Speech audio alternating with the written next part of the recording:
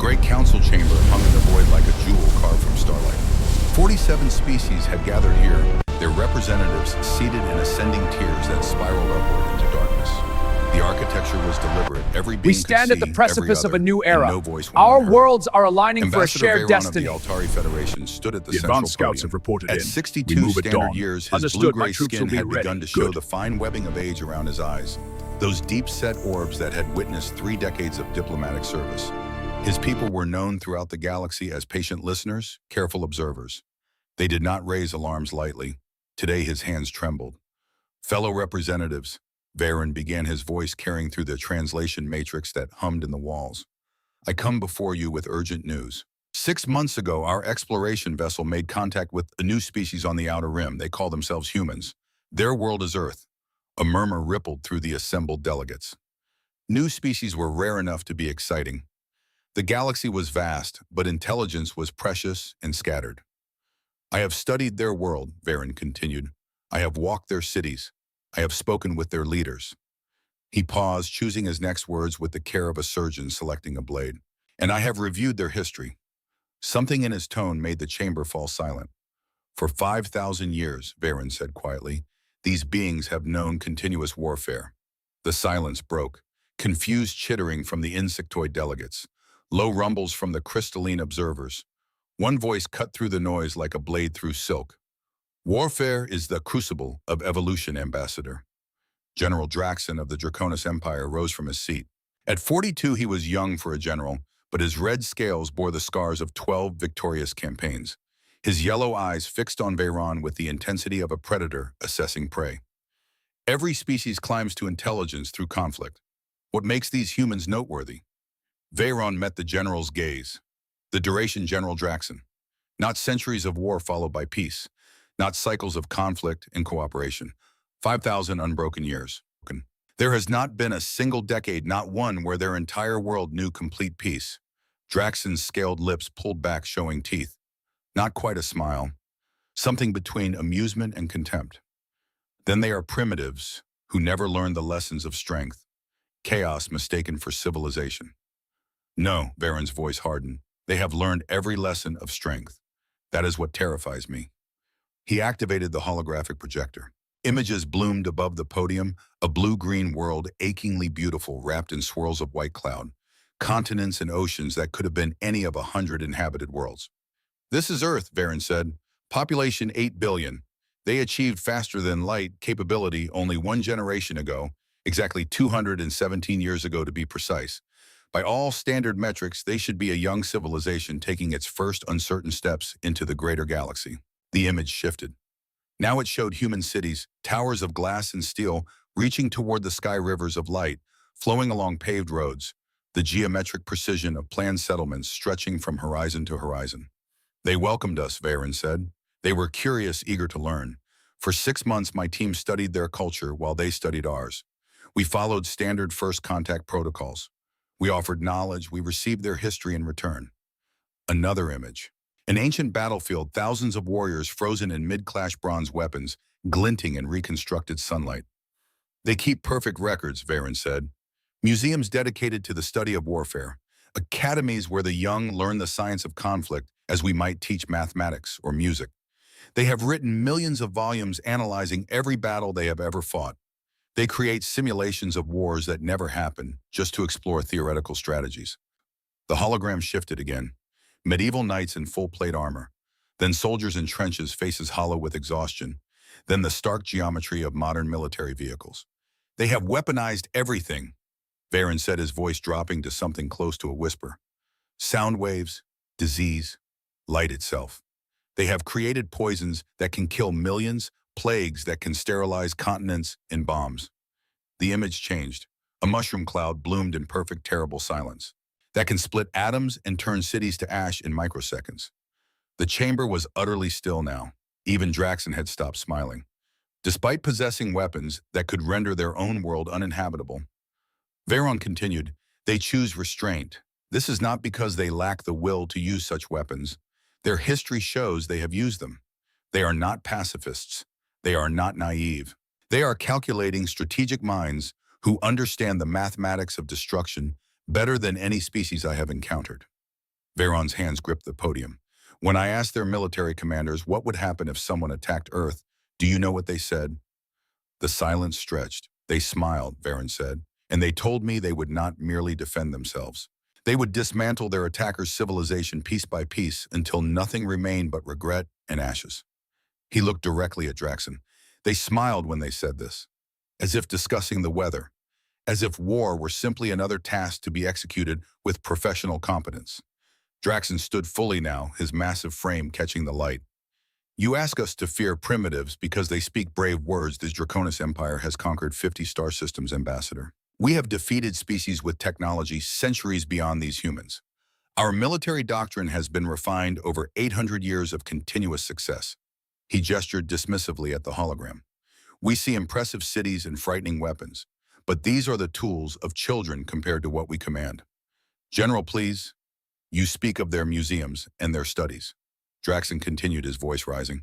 The Draconis Empire has military academies that predate your entire federation. You speak of their weapons.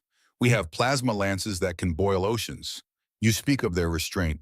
We see weakness dressed in philosophical clothing. Murmurs of agreement from the Draconis delegation. Other species remained silent, uncertain. Veron felt something cold settle in his chest.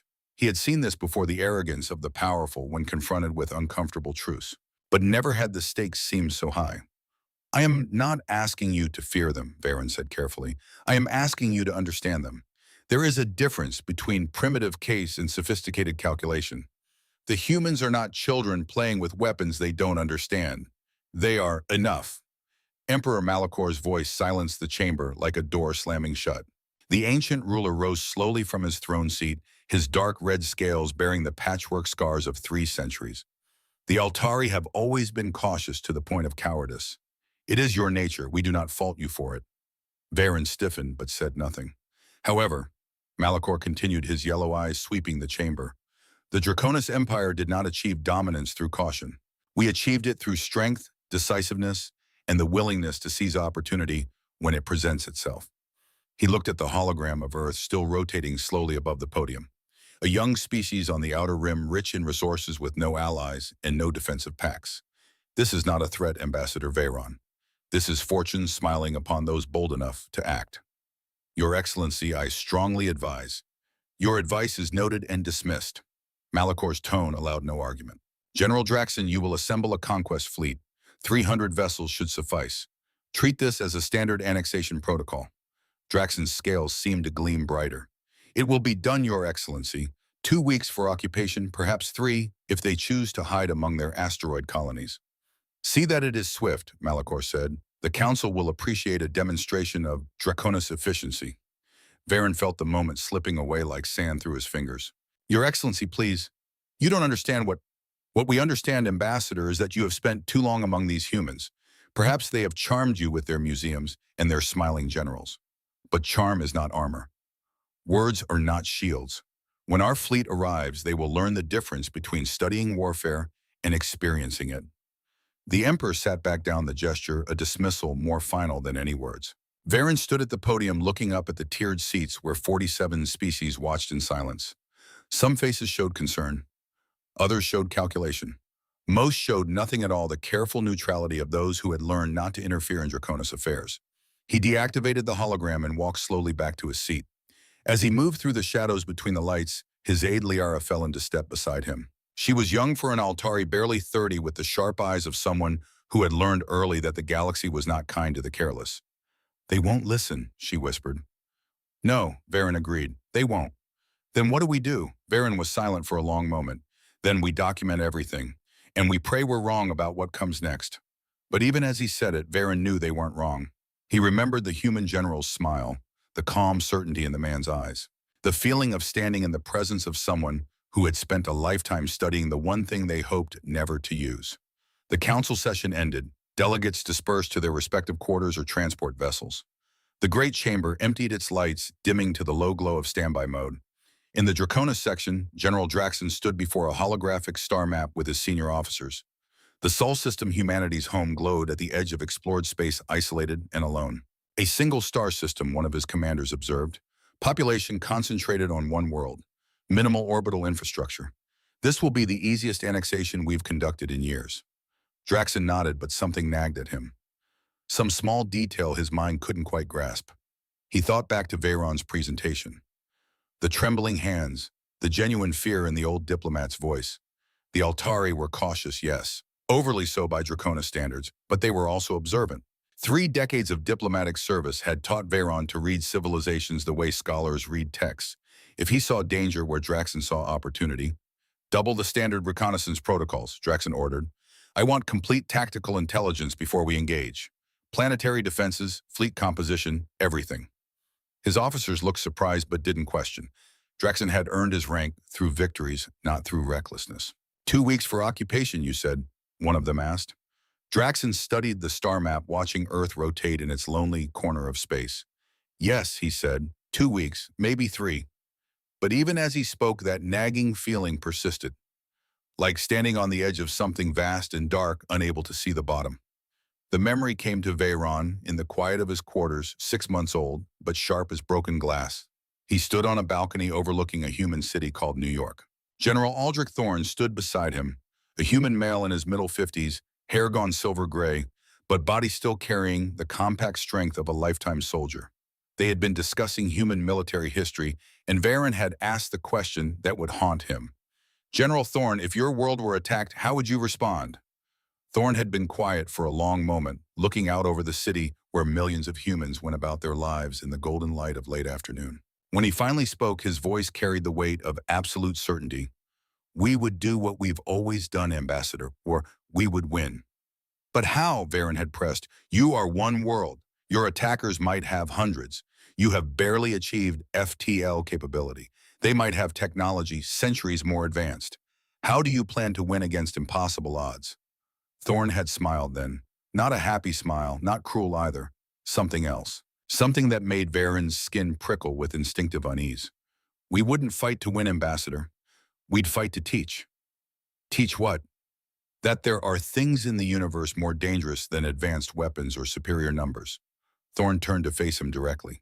We would teach them that the most dangerous thing in the galaxy is a species that has spent 5,000 years perfecting the art of destroying itself and then chose not to. Veyron had felt something cold settle in his chest. You've thought about them, planned for it. For 217 years, Thorne said calmly, since the day we achieved faster than light travel and realized we weren't alone. We knew someone would eventually see us as prey.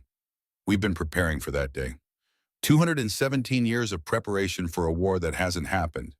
217 years of preparation to prevent a war from becoming necessary. But if prevention fails, Thorne's smile widened slightly, then we'll educate whoever needs the lesson. And if your enemy refuses to learn, then we'll be very thorough teachers, Ambassador. We'll dismantle their military capacity piece by piece. We'll occupy their strategic assets. We'll demonstrate that attacking Earth is the worst decision any species could possibly make. He paused. And then when they're ready to listen, we'll help them rebuild. Because that's what we do. We fight like devils to protect like angels. Veyron had stared at this human general, trying to reconcile the calm, almost gentle tone with the absolute certainty of violence in his words. You're not joking. No, Ambassador. We never joke about war. We've buried too many dead to find it funny. Now sitting in his quarters aboard the Altari diplomatic vessel, Veyron replayed that conversation in his mind. He had tried to warn the council. They hadn't listened. They had seen human cities and assumed civilization. They had seen human weapons and assumed primitive brutality. They had seen human smiles and assumed weakness. They hadn't seen what Veyron had seen. He activated his personal terminal and began composing a message. It would take 17 hours to reach Earth through normal channels, but the message itself was simple. General Thorne, the Draconis Empire is coming. I could not stop them. 300 warships. They expect easy victory. I am sorry. He hesitated before sending it. This was a violation of diplomatic neutrality. The Altari Federation maintained strict non-interference protocols. What he was doing could end his career, possibly result in criminal charges. Veyron sent the message anyway. 13 seconds later, his terminal chimed with an incoming response. Impossibly fast, faster than light speed lag should allow. The message was brief. Thank you, Ambassador. We know. We've been expecting them. Veyron stared at the words. We know. We've been expecting them. How could they know the council session had ended only hours ago? Unless he pulled up the message headers, examined the routing data. The response had come through a relay that didn't exist on any standard charts. The timestamp showed it had been sent before Veyron's message had even left his terminal. The humans had been monitoring council communications. Somehow they had access to secure galactic council channels. They had heard every word of Malakor's declaration, Draxon's confidence, Veyron's failed warning, and they had been ready with a response before Veyron had even reached out. His hands were shaking again. There was a soft knock at his door. Liara entered without waiting for permission, her face pale. "Ambassador, you need to see this." She activated the wall display. It showed the Draconis home system, specifically the massive shipyards in orbit around their second moon. Through high-resolution surveillance, Altari intelligence was the best in the galaxy, which was why they survived despite having minimal military power. Veyron could see the frantic activity. 300 vessels being prepared for departure, weapons being loaded, troop transports being staffed, the machinery of conquest spinning up to operational speed. "They're moving faster than normal protocol," Lyra observed. "Usually it takes 3 weeks to assemble a fleet this size. They're doing it in 6 days." "Malachor wants to make a statement," Veyron said quietly. "Swift, decisive action. A demonstration of Draconis efficiency." "Should we try again? Submit a formal protest through diplomatic channels?" Veyron shook his head. "It wouldn't matter. Malachor has made his decision. The General Staff has endorsed it. 300 warships represent too much momentum to stop with words." "Then what do we do?" Veyron thought of General Thorne's smile. 217 years of preparation. "We've been expecting them. We watch," he said finally. "We document everything, and we hope that I'm wrong about the humans." But he knew he wasn't wrong. The question wasn't whether the humans could defend themselves. The question was what they would do after the defense succeeded. Would they be content with survival, or would they, as Thorne had suggested, decide to teach a lesson? 6 days later, General Draxon stood on the bridge of his flagship, the Eternal Conquest. Around him, 300 warships hung in formation, their hulls gleaming with fresh armor plating and fully charged weapon systems. The pride of the Draconis Empire assembled and ready. The bridge was a cathedral of war. High ceilings, pillars of dark metal, holographic displays, showing every ship in the fleet, every weapon system, every tactical advantage. Draxon had commanded fleets before, but never one this large. 300 ships, enough firepower to reduce entire worlds to molten glass. For a single planet of primitives, it felt like overkill. That nagging feeling still hadn't left him. He kept thinking about Veyron's trembling hands, the fear in the old diplomat's voice. "Final systems check complete, General," his tactical officer reported. "All vessels ready for hyperspace jump. Fleet composition: 87 heavy battleships for orbital bombardment, 112 cruisers for fleet engagement, 63 carriers with full fighter complements, 38 troop transports for ground occupation." Draxon nodded. Standard conquest formation optimized for overwhelming force. The doctrine had worked for 800 years. There was no reason to doubt it now. Intelligence update on the target system. His intelligence officer brought up a holographic display of the Sol system. Earth, third planet from their star. Population 8 billion concentrated in urban centers. Moon colony population approximately 1 million. Mars has minimal settlements, mostly scientific research. Asteroid belt shows mining activity. Jupiter and Saturn systems have small resource extraction operations. Defensive capabilities. Minimal orbital infrastructure. Approximately 37 vessels detected, mostly cargo haulers and mining ships converted for defensive patrol. A few dozen small satellites in Earth orbit. No major weapons platforms. No evidence of plasma lance technology or antimatter weapons. Their largest ship is 1/10 the mass of this flagship. It all matched the intelligence reports Draxon had reviewed. A young species barely spacefaring with improvised defenses and outdated weapons. So why did he feel like he was missing something? "Open a channel to the fleet," Draxon ordered. The communication officer nodded. "Channel open, sir. All vessels, this is General Draxon. In 14 minutes, we will make the hyperspace jump to the Sol system. Our mission is clear. Occupy strategic positions, neutralize defensive capabilities, and establish Draconis control over all human settlements. Remember your training. Follow standard engagement protocols. The Empire expects swift professional execution." He paused, thinking about what to say next. Usually he would add something about glory, about the honor of expanding the Empire, but somehow the words felt hollow. "Be ready for anything," he said instead. Draxon out. His second-in-command, a younger officer named Kelrath, gave him a curious look. Sir, is something wrong? Run one more diagnostic on all weapon systems, Draxon said, and double-check our shield harmonics. I want everything at optimal performance. Sir, we've already run 3 diagnostics. All systems are. Do it again. Kelrath saluted and moved to comply. Draxon returned his attention to the holographic display of the Sol system. That small blue world hanging alone in the dark. 8 billion humans who had spent 5,000 years learning how to kill each other. 217 years of preparation, General Thorne had said. But preparation for what they had: no major fleet, no plasma weapons, no antimatter bombs. What could they possibly have prepared that would matter against 300 of the most advanced warships in the galaxy? 2 minutes to jump, the navigation officer announced. Draxon straightened in his command throne, forcing the doubts away. He was a general of the Draconis Empire. He had conquered 12 star systems. He had never lost a major engagement. There was no reason to think this would be different. 1 minute.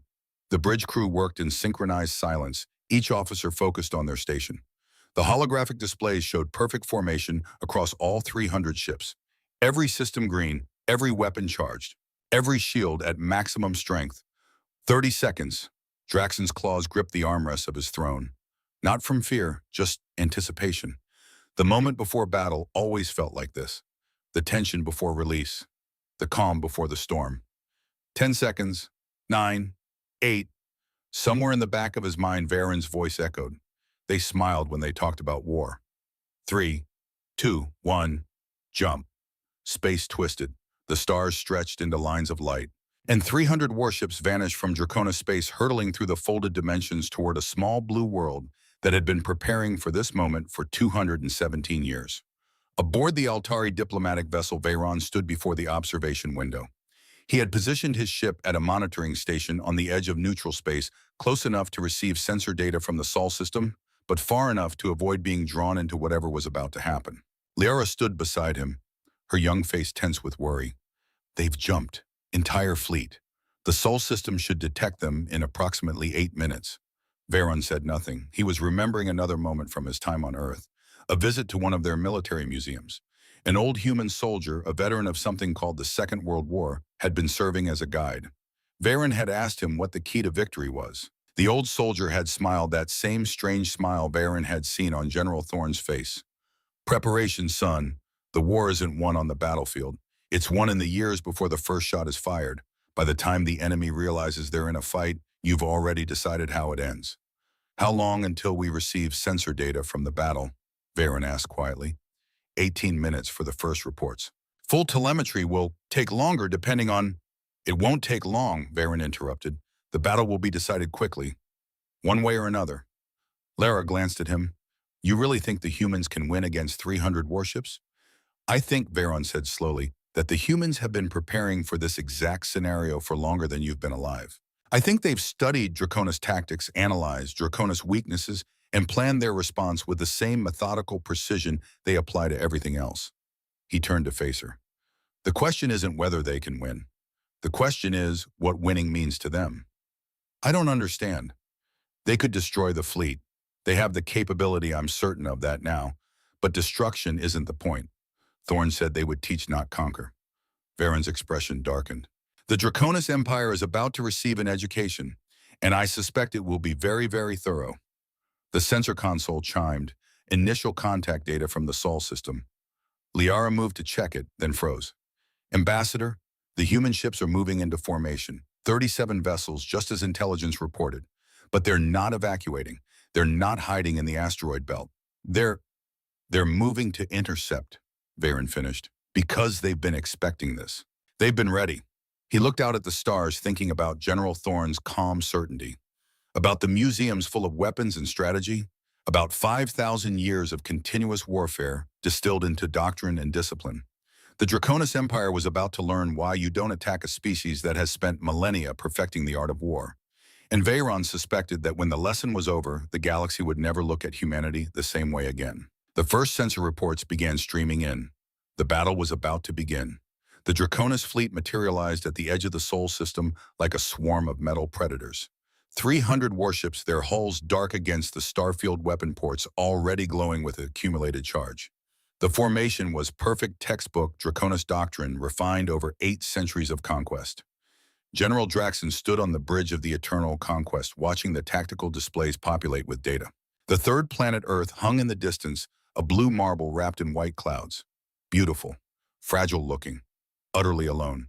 Sensor sweep complete, General, his tactical officer reported. Multiple contacts detected. 37 vessels, various sizes, moving to intercept our position. Draxon leaned forward. Classification. Mostly civilian hulls, sir. Cargo haulers, mining ships, what appears to be a passenger transport. Largest vessel registers at approximately 1/10 our flagship's mass. No energy signatures consistent with plasma weapons or antimatter systems. Exactly as intelligence had predicted. Draxon felt a measure of his unease dissolve. Perhaps Viron had been wrong after all.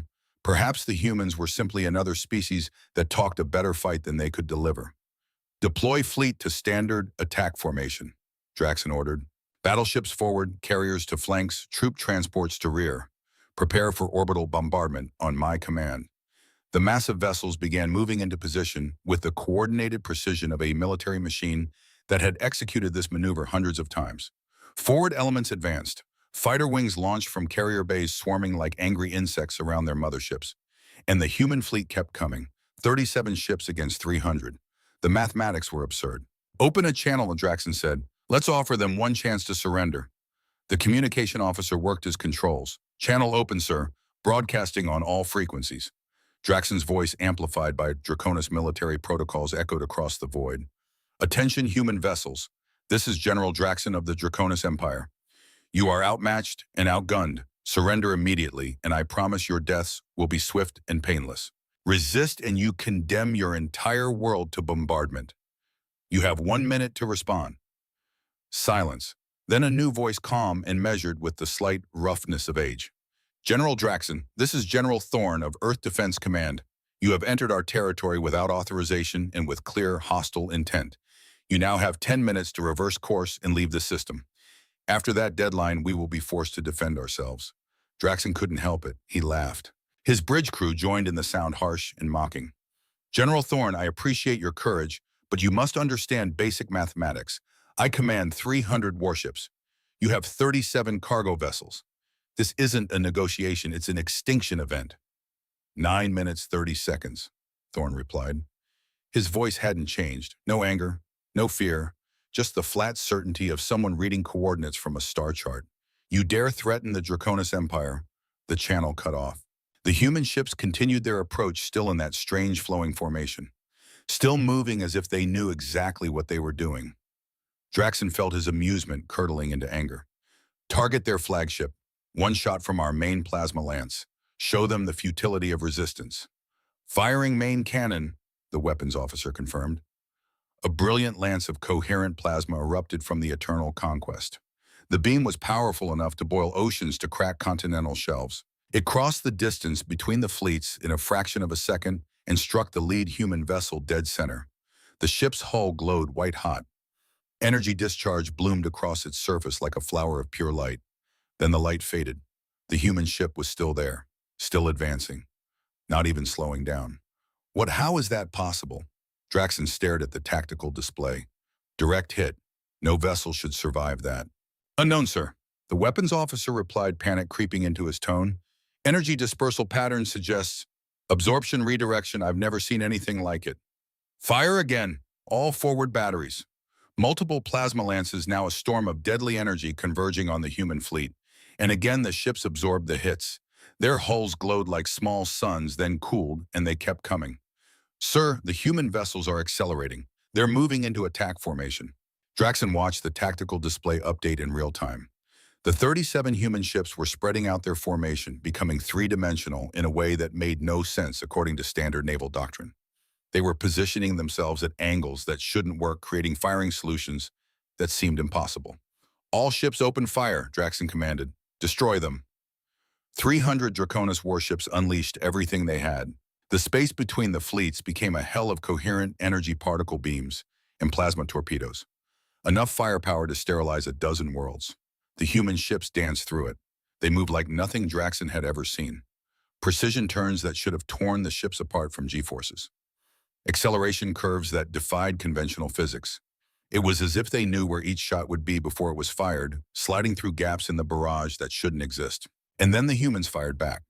What came from their ships weren't energy beams or exotic particles. They were simple chunks of metal. Draxon could see them on the sensor's solid projectiles, nothing more. But they were moving at velocities that made his breath catch. The first projectile hit a Draconis cruiser amidships. The impact was catastrophic. The projectile punched through the ship's shields as if they weren't there, penetrated the hull, and emerged from the other side. The cruiser didn't explode. It simply came apart. Structural integrity failed along the entire impact vector, and the vessel tore itself to pieces under its own momentum. "Sir, those projectiles," his science officer's voice was shaking. "They're solid tungsten carbide, 2 tons each. Velocity readings are showing zero point 0.3 light speed. At those velocities, the kinetic energy exceeds most antimatter warheads. Our shields are designed to deflect energy weapons. They can't stop solid mass moving at relativistic speeds." Another human ship fired. Another Draconis vessel died. The projectiles were simple physics turned into weaponry. Mass multiplied by relativistic velocity equaled devastation that no defensive system in the galaxy was designed to counter. "Evasive maneuvers," Draxon shouted. "Break formation." But the perfect geometry of Draconis doctrine was their undoing. Ships that tried to scatter collided with their formation partners. Others turned into the paths of incoming fire while trying to evade. The tactical coordination that had conquered 50 worlds became a liability against an enemy that fought with mathematical precision. Draxon watched 3 battleships attempt to concentrate their fire on a single human vessel. The human ship accelerated directly into the barrage shields, flaring as they absorbed energy that should have vaporized it. Then it fired not 1 projectile, but 3 each aimed at a different target with impossible accuracy. 3 battleships, each larger than the human vessel, each equipped with weapons that had reduced worlds to ash, came apart like paper in a hurricane. The human fleet moved through the Draconis formation like surgical instruments, each shot calculated, each maneuver precise. When one human ship took damage, and some did, their shields eventually failing, under sustained fire, others would immediately move to protect it, creating overlapping defensive positions that seemed choreographed. 28 minutes. That's how long the battle lasted. When it ended, 75 Draconis warships were destroyed or crippled beyond combat capability. Debris fields marked where proud vessels had died. Escape pods dotted the void, broadcasting distress signals that the human fleet was already moving to collect. The remaining Draconis ships fled in ragged groups, jumping to hyperspace without coordination, all pretense of formation abandoned. Draxon sat in his command throne, surrounded by damaged consoles and the bodies of crew members who hadn't reached their emergency stations in time. His flagship had taken 3 direct hits from those terrible railguns. They'd survived only because the humans had apparently chosen not to destroy them completely. Chosen, not failed. Chosen. That was somehow worse than total defeat. "Sir," his communications officer said weakly, "we're receiving a transmission." From the humans. The screen activated. General Thorne appeared standing on what looked like an undamaged bridge.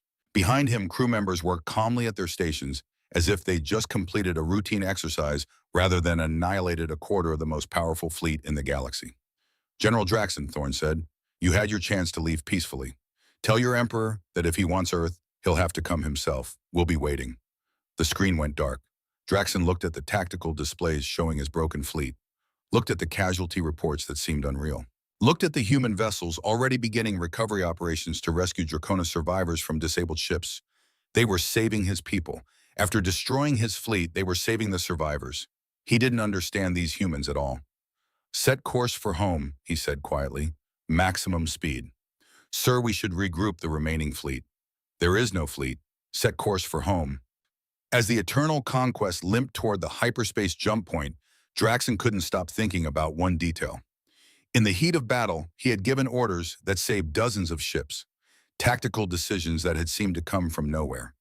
Vectors to avoid, maneuvers to execute, choices that had felt instinctive but had proven correct.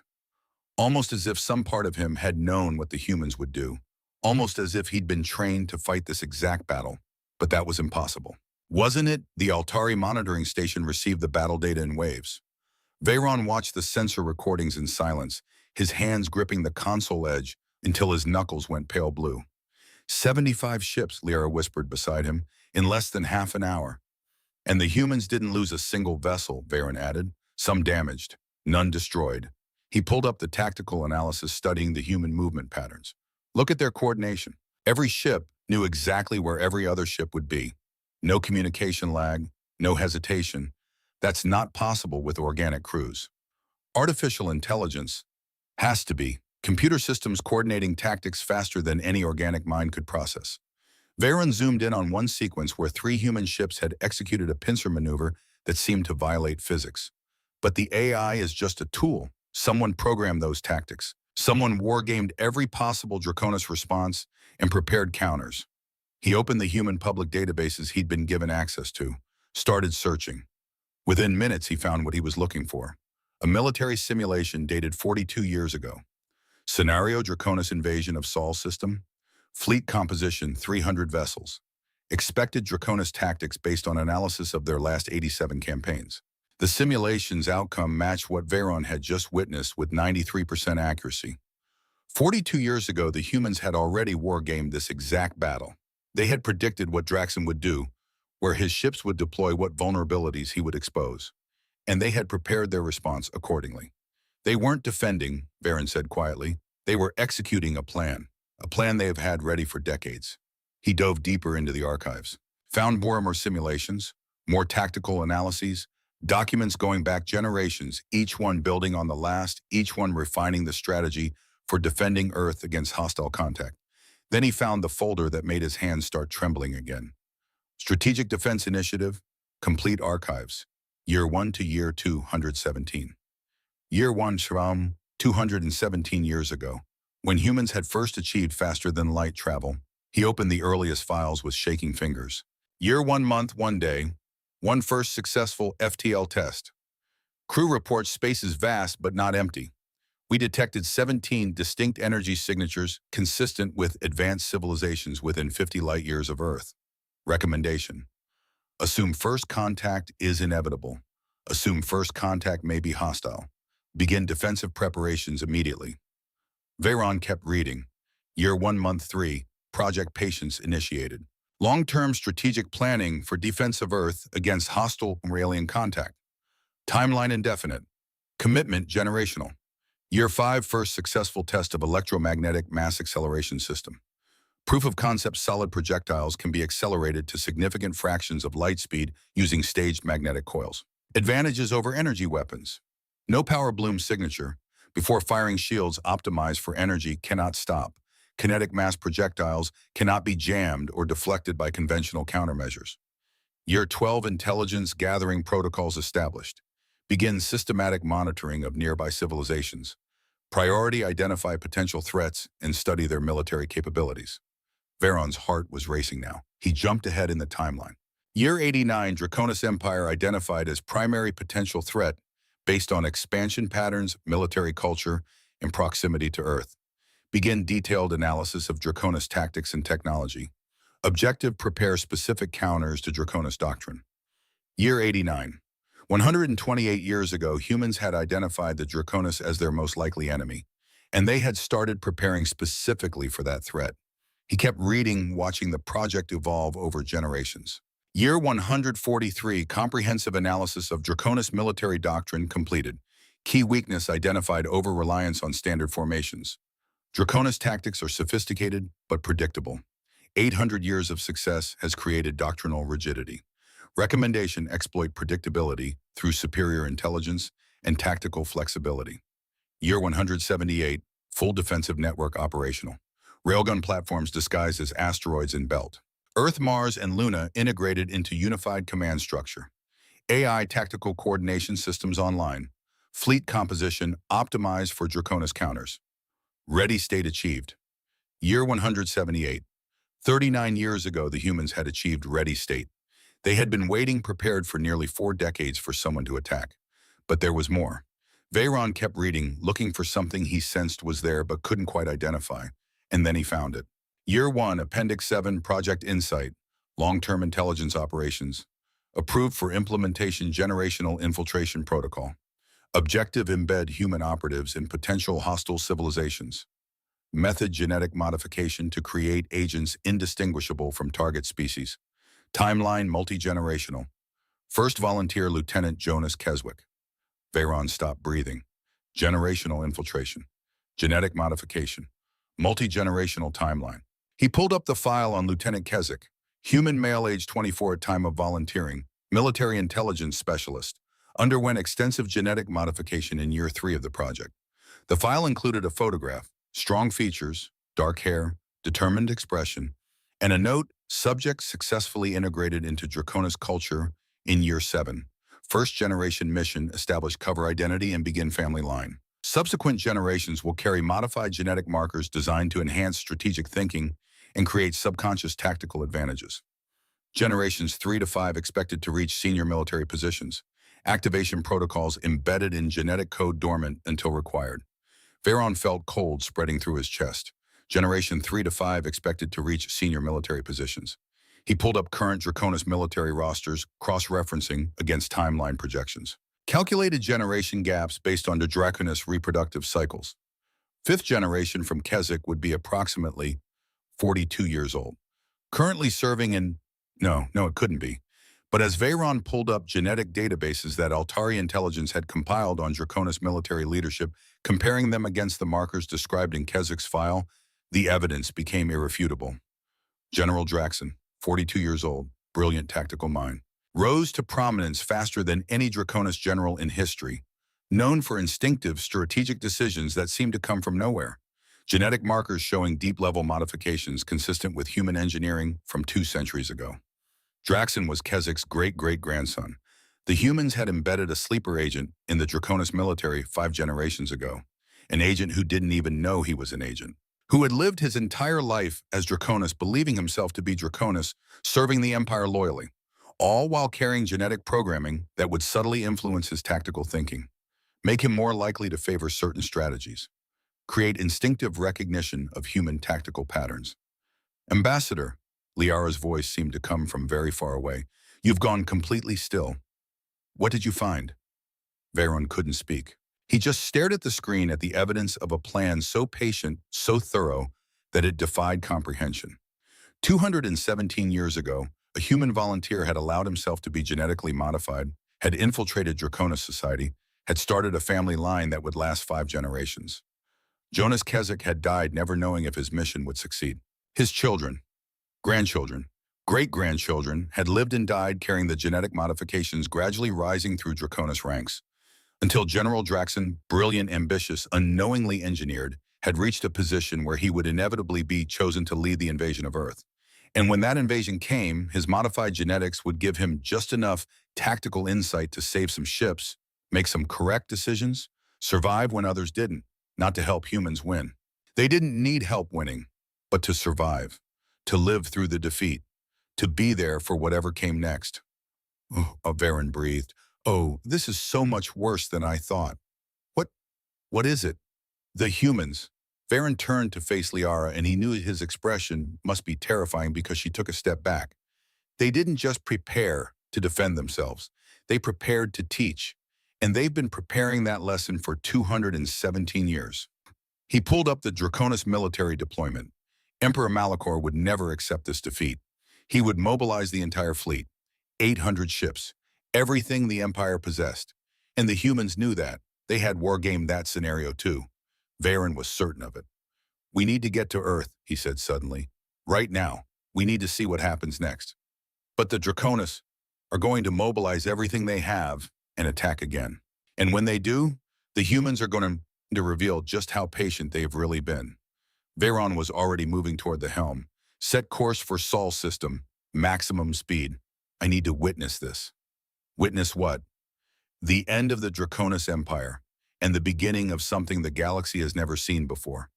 As the Altari vessel's engines powered up, Veyron stood at the viewport watching the stars, thinking about 217 years of preparation, about a volunteer named Keswick who had sacrificed his entire life for a mission he would never see completed, about 5 generations of unknowing agents living and dying in service to a plan they didn't know existed. The humans hadn't just prepared to win a war. They had prepared to transform it into something else entirely. And General Draxon, loyal Draconis warrior, skilled tactician, unwitting human agent, was the key to it all. Veyron just hoped he would live to see how the humans activated that key, and what they planned to unlock with it.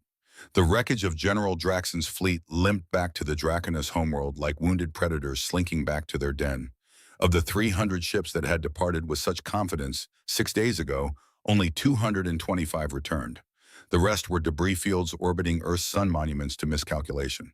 Emperor Malachor received the fleet's commander in the throne room with the great windows overlooking the capital city. The ancient ruler sat motionless on his stone throne, yellow eyes burning as he watched the tactical recording of the battle. Again, and again, and again. Draxon knelt before the throne, his scales dull with exhaustion and shame. Around them, the War Council stood in shocked silence, watching human ships dance through Draconis fire, as if mocking 8 centuries of military supremacy.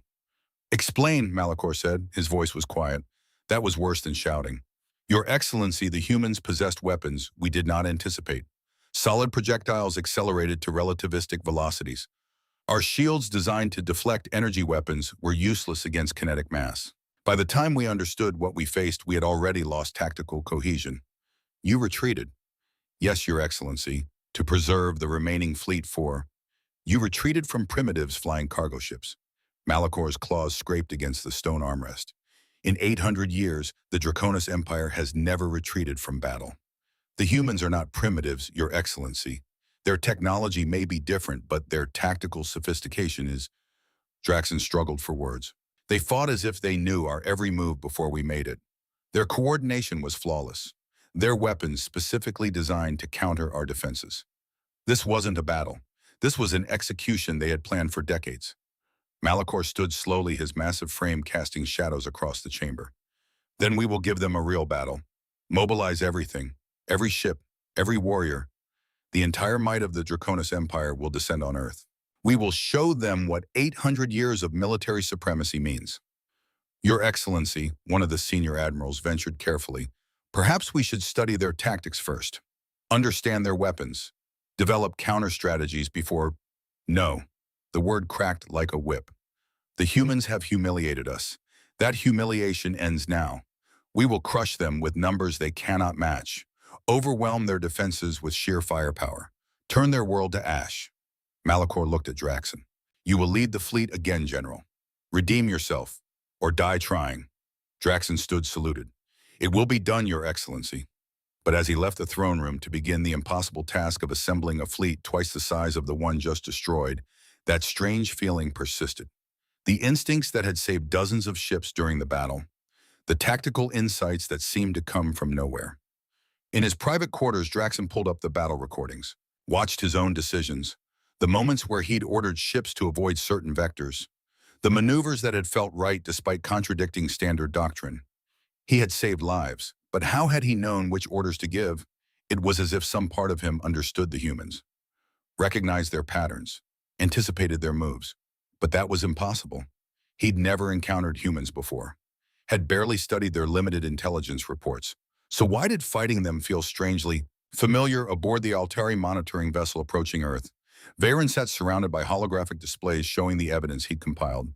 Genetic data, timeline projections, the damning photograph of Lieutenant Jonas Keswick that bore an undeniable resemblance to General Draxon. "You're certain?" Liara asked, studying the data with wide eyes. "As certain as I can be without direct genetic access to Draxon himself," Varen replied. "But the markers are clear. Deep-level modifications consistent with human genetic engineering from 2 centuries ago. The timeline matches. The physical resemblance across 5 generations. And most telling, Draxon's tactical instincts during the battle. He made decisions that saved ships by avoiding human fire patterns. Decisions that shouldn't have been possible without advanced knowledge of human tactics. But he doesn't know. No, that's the elegance of it. The humans didn't create a puppet. They created a lineage of Draconis warriors who would naturally rise to positions of command through genuine talent and dedication. The genetic modifications just guided them, enhanced their strategic thinking, created subconscious recognition patterns. Generation after generation, the Keswick line has served the Draconis Empire loyally, never knowing they carried a 2-century-old human mission in their very DNA. Liara shook her head in disbelief. Lieutenant Keswick volunteered for this, knowing he'd never see the results, knowing his children would grow up thinking they were Draconis. The files say he volunteered knowing all of that, underwent genetic modification that was experimental at best, spent the rest of his life undercover, never able to tell his family who he really was. He died 41 years after volunteering, believing himself to have failed because his children hadn't yet reached positions of influence. Varen pulled up Kezik's final log entry dated 176 years ago. I'm 65 now, dying. My children are grown, serving the Draconis military with honor. They don't know what they are. They can't ever know. I'll die wondering if this mad plan will work, if the sacrifices meant anything. If Earth is ever attacked, I won't be there to see it. But maybe if the geneticists were right, my descendants will. Maybe they'll be in position to matter.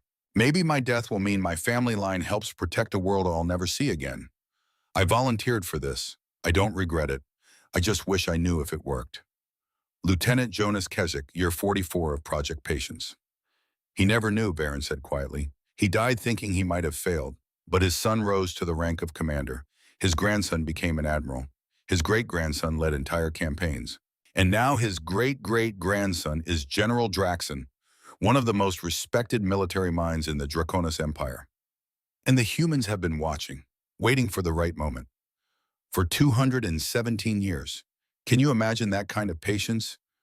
Varen pulled up the message he'd received from Earth. They knew the Draconis would attack.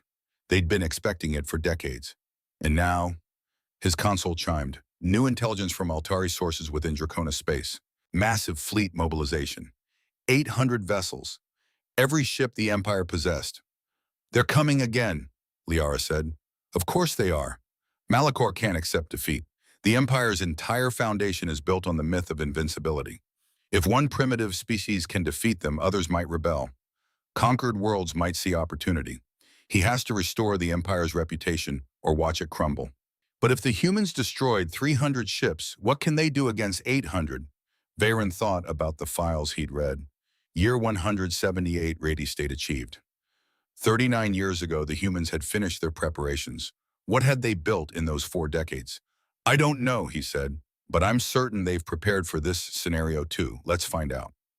He opened a communication channel to Earth Defense Command using the contact protocols the humans had provided.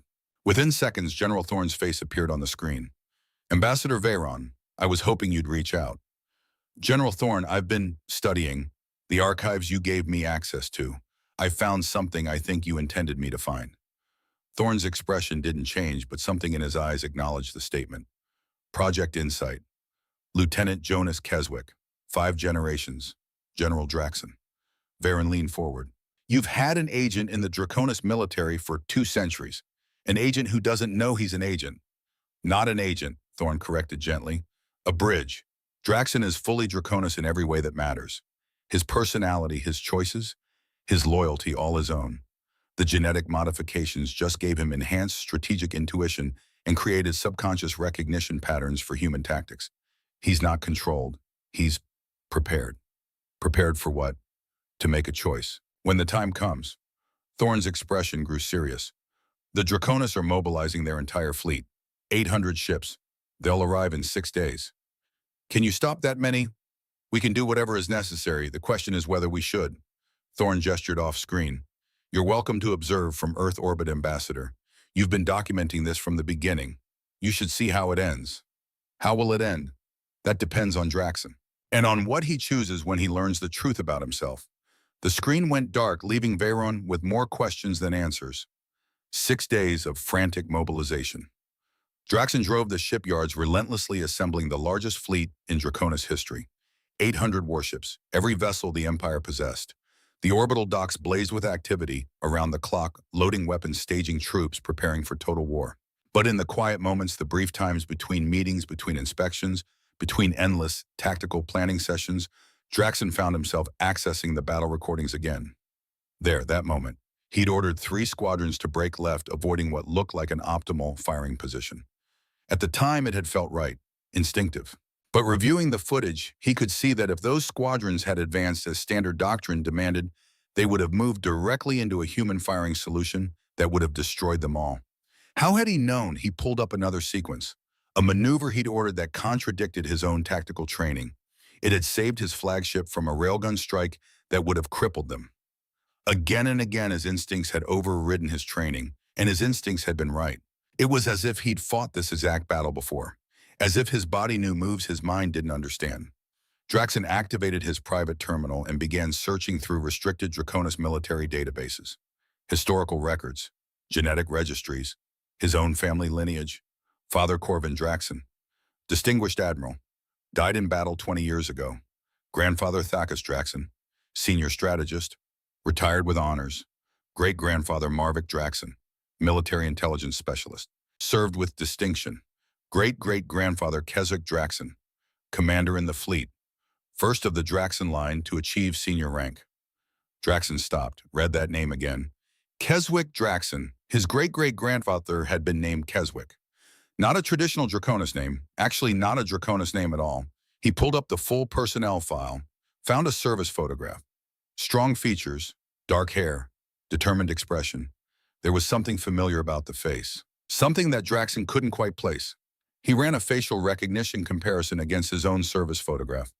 Genetic similarity, 78%. Too high. Great-great-grandparents typically showed 45 to 50% genetic similarity. Unless Draxon's claws scraped against the console as a terrible suspicion began to form. He pulled up genetic analysis tools, ran his own genetic profile through diagnostic filters looking for anomalies, and found them. Deep-level markers that didn't match standard Draconis patterns, modifications buried in his DNA that served no apparent biological function, genetic sequences that looked almost like code, instructions, programming. His hands were shaking. No, it couldn't be. But as he dove deeper into the analysis, comparing his genetic markers against historical Draconis populations, the evidence became undeniable. He was Draconis, his blood, his scales, his physical form, all Draconis. But at the deepest genetic level, there were sequences that weren't, modifications that had been passed down through 5 generations, enhancements that had made him smarter, faster, more strategically gifted than his peers, modifications that felt designed. Draxon sat back, feeling his entire world tilt. Who was Keswick Draxon really? Where had he come from? And why did a commander from 2 centuries ago have genetic markers that suggested artificial enhancement? There was only one way to find out. He copied all the data to a secure storage device, encrypted it, and made a decision that would have seemed insane 6 days ago. When the fleet departed for Earth, he would find answers, even if he had to ask the enemy for them. The second Draconis fleet assembled in orbit, like a dark cloud gathering strength. 800 warships, every vessel the Empire possessed. Battleships that could crack planets. Carriers launching fighter swarms that darkened the stars. Cruisers bristling with weapons that had reduced civilizations to ash. Malachor stood in the observation deck of the palace, watching the fleet formation take shape above his world. Beside him, his senior advisors watched in silence. "This is everything," one of them said quietly. "If this fails—" "It won't fail," Malachor said. "We will overwhelm them with numbers, drown them in firepower. Show the galaxy that the Draconis Empire cannot be defeated by one primitive world." But even as he spoke, uncertainty gnawed at him. The recordings of the first battle, the ease with which the humans had dismantled a force that should have conquered them, the precision, the preparation. What if they were prepared for this too? He pushed the thought away. 800 ships. It was impossible to prepare for that level of force. Wasn't it Varen's vessel settled into orbit around Earth, maintaining a position that gave clear sensor coverage of the entire inner solar system? The Altari monitoring equipment was the most sophisticated in the galaxy. They had survived as a species by watching, by gathering intelligence, by knowing what others missed. Now all that capability focused on documenting what was about to unfold. "The Draconis fleet will arrive in approximately 4 hours," Liara reported. 800 vessels, every single ship they have. And the human preparations. That's the strange part. There aren't any visible preparations. No fleet mobilization, no orbital platforms coming online. The 200 ships they had after the first battle are just waiting. No apparent reinforcements. Varen wasn't surprised. He'd spent the last 6 days studying human military doctrine through the archives they'd shared. He'd learned that humans didn't win through obvious strength. They won through preparation so thorough, so comprehensive, that when the battle came, it was already over. What about the asteroid belt? Liara pulled up sensor data. Still showing mining operations. No unusual activity. Although, she frowned, our deep scans are being partially blocked. Some kind of interference we can't identify. "Stealth fields," Varen said. The humans have hidden something in the asteroid belt, something they don't want anyone to see until they're ready to reveal it. How can you be certain? Because that's what I would do. The belt provides natural cover. Millions of asteroids to hide among, perfect place to stage weapons platforms that would be invisible until activation. He pulled up the human tactical simulations he'd studied. They war-gamed this scenario 42 years ago. 800 Draconis ships. The simulation showed human victory, but the specifics were classified. We're about to see what they've been building for 4 decades. A communication alert chimed, General Thorne requesting contact. Veyron accepted. The human general's face appeared on screen, and for the first time Veyron saw something other than calm certainty there. Something that looked almost like sadness. Ambassador, the Draconis fleet will arrive soon. What happens next will change the galaxy. I wanted you to understand something before it begins. What's that, General? We didn't want this. 217 years ago, when we realized we weren't alone in the universe, we made a choice. Not to conquer, not to expand, just to survive. To protect ourselves if necessary, and to do it in a way that minimized suffering. Thorne looked directly at Veyron. Everything you're about to witness, we built it hoping we'd never have to use it. The Draconis chose this war. We're going to end it, but we'll do it our way. Your way, with overwhelming force and absolute restraint. We'll show them they can't win, and then we'll show them mercy, because that's what Keswick volunteered for. That's what 5 generations of his family unknowingly prepared for. Not conquest, liberation. The screen went dark. Veyron sat back processing Thorne's words. Liberation. Not from external threat, but from the Empire's own worst instincts. The humans weren't planning to destroy the Draconis Empire. They were planning to save it from itself. The Draconis fleet emerged from hyperspace at the edge of the Sol system in perfect formation. 800 warships arranged in concentric spheres, each layer supporting the others. Each vessel positioned for optimal firing arcs. General Draxon stood on the bridge of the Eternal Conquest, now fully repaired from the first battle. His crew worked with grim determination, knowing what they faced. They had all reviewed the recordings, all understood the stakes. Sensor sweep, Draxon commanded. Multiple contacts, sir. Human defensive fleet has expanded. Approximately 200 vessels now positioned in defensive orbit around Earth. Composition similar to before, likely armed with those kinetic weapons. 200 ships. The humans had built their fleet, but 800 still gave the Empire overwhelming numerical superiority. 4-to-1 odds. Except the first battle had been nearly 10-to-1 and the humans had won anyway. Long-range bombardment formation, Draxon ordered. We stay outside their effective range and pound them from distance. No close engagement this time. We've learned that lesson. His tactical officer nodded, began transmitting orders to the fleet. The massive formation began to shift battleships, moving forward to establish firing positions far beyond where the human railguns had been effective in the first battle. But before they could complete the maneuver, the asteroid belt came alive. Stealth fields dropped across hundreds of locations. What had appeared to be simple mining asteroids revealed themselves as massive weapon platforms. Each one built into the heart of a hollowed asteroid, using the rock itself as armor and camouflage. Sir, new contacts, hundreds of weapon platforms in the asteroid belt, power signatures. The tactical officer's voice rose in panic. Power signatures reading higher than our capital ships. They're targeting our forward elements. The platforms fired, 847 weapon emplacements, each one containing multiple railgun batteries. The projectiles were larger than those from the ship's 50 kilograms of tungsten carbide accelerated to 0.1 light speed. And they fired continuously. Every 2.8 seconds another volley launched. The mathematics were brutal. Over 10,000 projectiles per minute, each one carrying enough kinetic energy to punch through shields and armor as if they were paper. The Draconis formation, so carefully planned over 6 days of preparation, became a massacre. Ships tried to evade, but the sheer volume of fire made evasion impossible. The platforms had overlapping fields of fire, creating zones where no maneuver provided safety.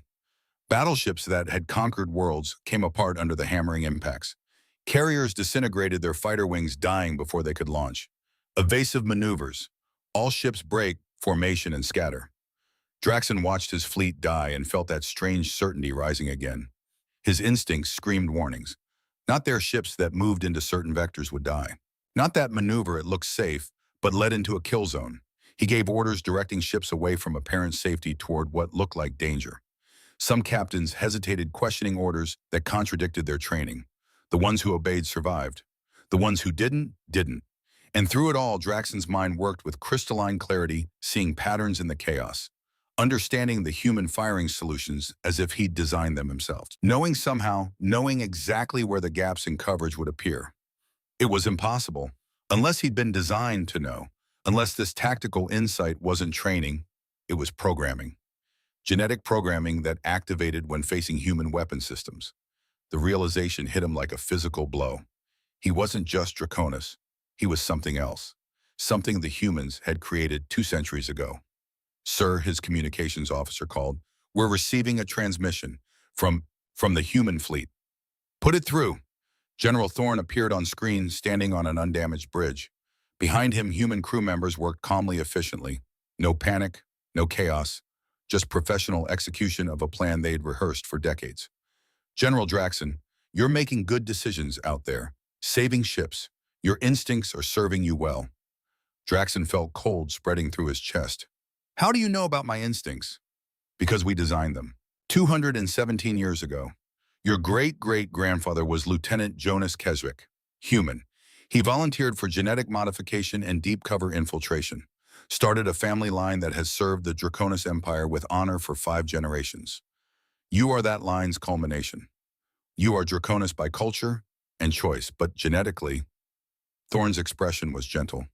"You're also human, and right now your human genetics are helping you save Draconis lives. That's what Keswick volunteered for. That's what you were designed for." The words crashed over Draxon like a wave of ice water. Every doubt, every strange instinct, every moment of tactical insight that seemed to come from nowhere. All explained. He wasn't who he thought he was. "You're lying," Draxon said, but even he could hear the uncertainty in his voice. "Run a genetic analysis. Deep level. Look for modifications. They're there. They've always been there. You've spent your entire life being an exceptional Draconis warrior. That was real. Your accomplishments, your intelligence, your dedication, all real. We just gave you the tools to be even better. And now when it matters most, those tools are helping you save your people from a war they can't win." The transmission cut off. Draxon stood frozen, the battle raging around him, his entire identity crumbling. His console chimed. The genetic analysis he'd ordered 6 days ago now cross-referenced against the human databases that Thorne had apparently granted him access to. Lieutenant Jonas Keswick. Genetic profile. Modification markers. Comparison to General Draxon, 94% match in modified sequences. Conclusion. Subject Draxon is 5th-generation descendant of Keswick line. All genetic enhancements present inactive. Estimated activation state, 87%. Subject is fully functional for intended purpose. Intended purpose. He wasn't a person. He was a tool. Created by humans 2 centuries ago to serve a function he'd never known existed. Around him, his fleet continued to die. 470 ships destroyed now. More than half the Empire's military might reduce to debris in less than an hour. And his modified genetics were helping him save what little remained. He was Draconis. He had to be. His entire life, his identity, his service to the Empire, but he was also the product of human engineering. Created, designed, programmed. Who was he? The question hung in his mind as the battle raged, as his fleet crumbled, as everything he'd believed about himself shattered into fragments that could never be reassembled. Varen watched the battle from his monitoring station, his expression grave.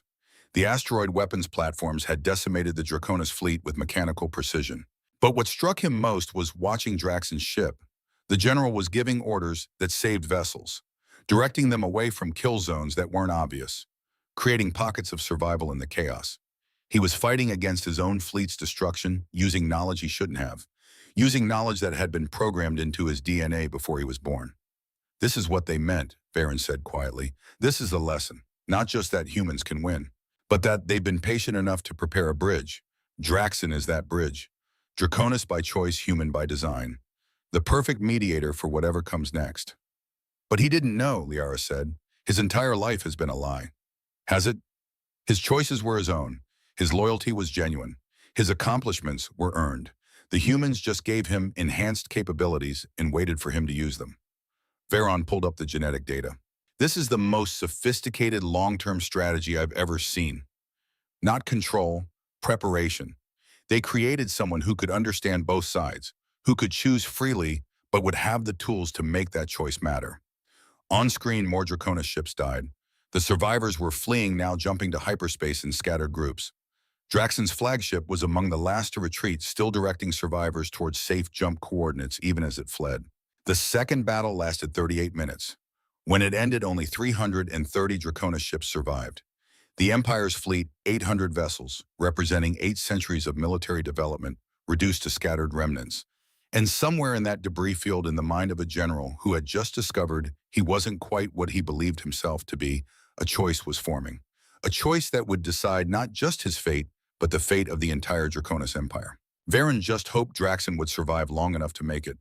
The surviving Draconis vessels regrouped at a staging point 3 systems away from Earth.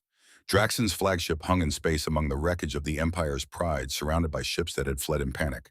His bridge was silent. Everyone had seen the transmission from Thorn. Everyone knew what it implied. Their general, one of the most respected warriors in the Empire, was genetically engineered by the enemy. Draxon sat in his command throne, staring at the genetic analysis on his private screen. The modifications were undeniable. Deep-level enhancements to strategic processing, pattern recognition, tactical intuition. All inherited from a human volunteer named Keswick, who had died nearly 2 centuries ago. His entire family line, 5 generations, all carrying these modifications. All unknowingly serving a human mission while loyally serving the Draconis Empire. How was that possible? How could he be both, sir? His communications officer said hesitantly. We're receiving orders from the Emperor. All surviving vessels are to return home immediately. Malachor demands your presence for debriefing. Debriefing, a polite word for interrogation. Possibly execution. The Empire had just lost more than half its fleet. Someone would be blamed, and a general who turned out to be genetically engineered by the enemy was a very convenient scapegoat. Draxon could set course for home, face Malachor's judgment, probably die, or open a channel, Draxon said, to Earth. His bridge crew stared at him. Sir, you can't open the channel now. The communications officer obeyed. Within seconds, General Thorn appeared on screen. General Draxon, I was hoping you'd reach out. You destroyed my fleet. You've revealed that I'm some kind of genetic experiment. You've shattered everything I believed about myself. Draxon's voice was hard, controlled. Give me one reason I shouldn't turn what's left of my fleet around and attack Earth in a suicide run. Because that's not who you are, Thorn said simply. You're a Draconis warrior, yes, but you're also Keswick's descendant. And Keswick volunteered for this mission because he believed in building bridges, not burning them. That belief is in your genes, along with the strategic enhancements, along with the tactical insights that have kept you alive through 2 battles. Thorn leaned forward. You're not a weapon we created, Draxon. You're a choice we prepared for. And right now you have to decide, do you serve an empire built on conquest and fear, or do you help build something better? What makes you think I'd help you after what you've done? Because you already have been.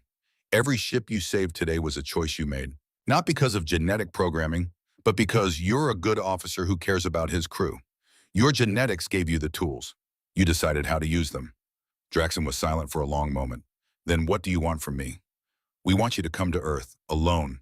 Meet with us face to face. Learn the full truth about who you are, what Keswick's mission really meant, and what role you could play in ending this war without destroying your people.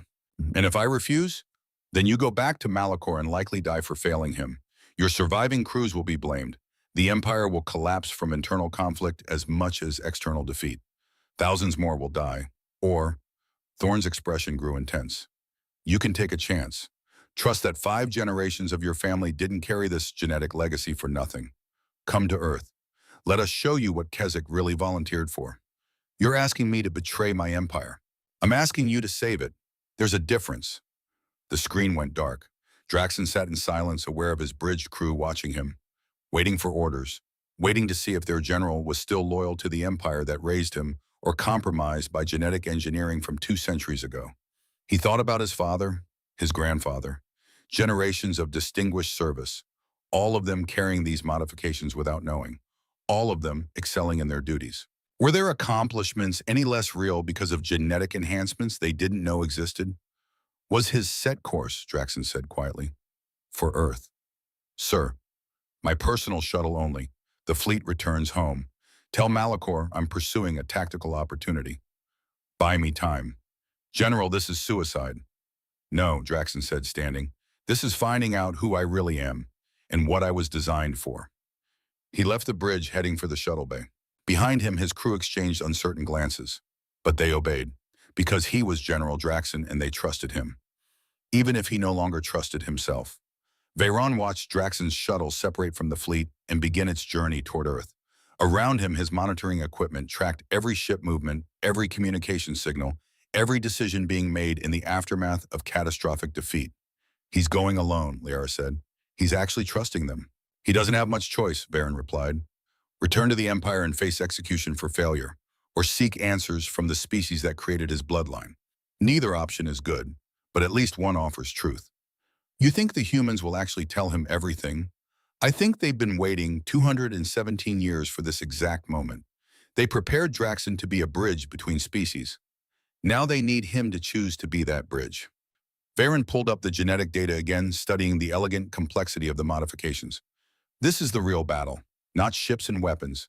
This, convincing Draxon that he can be both Draconis and human, that his identity isn't diminished by his origins but enhanced by them.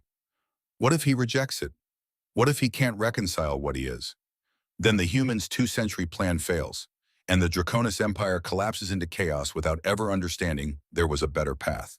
Veyron stood. We need to be there. I need to witness this conversation. It will define the next age of galactic civilization. He opened a channel to Earth Defense Command, requesting permission to observe. Within minutes, General Thorne granted it. Come to the surface, Ambassador. You've been documenting this from the beginning. You should see how the lesson ends. Veyron's shuttle descended toward Earth, following Draxon's vessel by 20 minutes. As they entered the atmosphere, he looked down at the blue-green world that had spent 217 years preparing for war. A world that had chosen patience over aggression, preparation over conquest, and most remarkable of all, a world that had seeded its own genetic legacy into the enemy, creating not weapons, but bridges across the gap between species. Whatever happened next would determine if that patience had been worth it, if 217 years of waiting could truly transform war into peace, and if one Draconis general unknowingly designed for this exact purpose could choose to become what his great-great-grandfather had volunteered to create, a bridge, not between worlds, but between what was and what could be. General Draxon's shuttle touched down at a human military installation designated Strategic Command North. The facility was built into the side of a mountain, its architecture blending natural rock with clean lines of advanced construction. Defensive emplacements dotted the perimeter, but none of them tracked his vessel. No weapons locked on. They were letting him land unmolested, either confidence or a trap.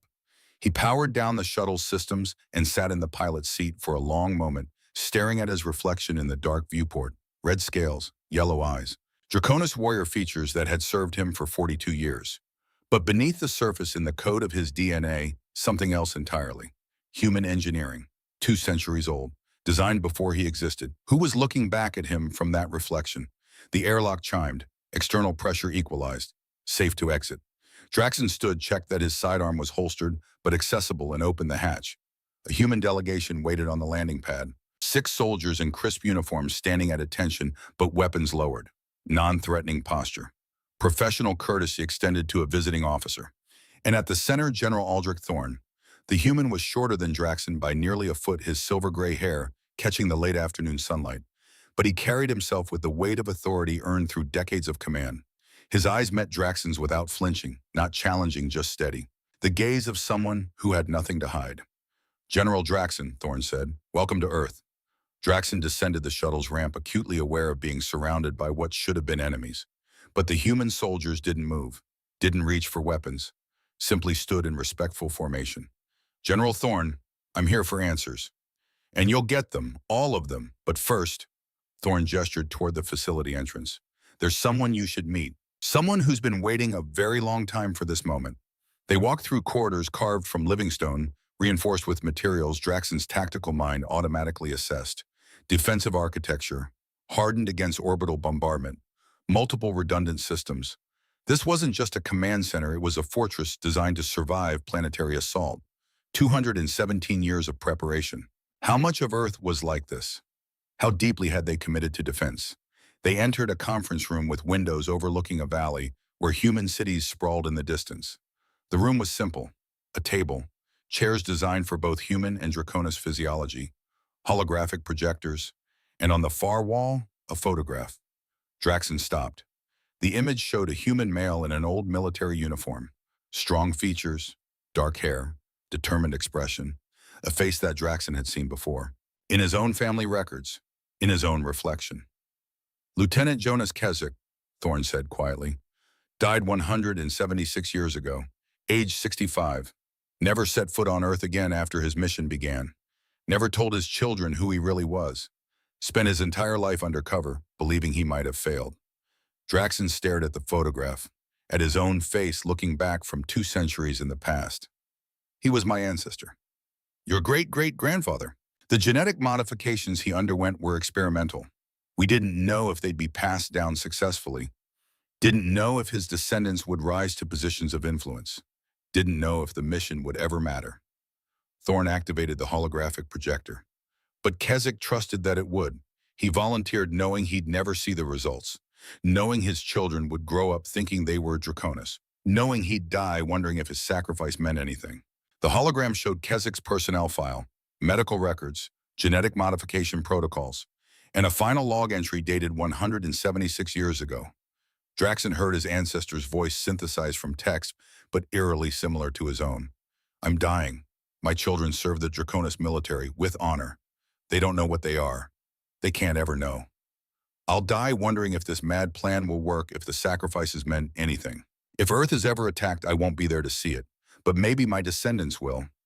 Maybe they'll be in position to matter. I volunteered for this. I don't regret it. I just wish I knew if it worked. The recording ended.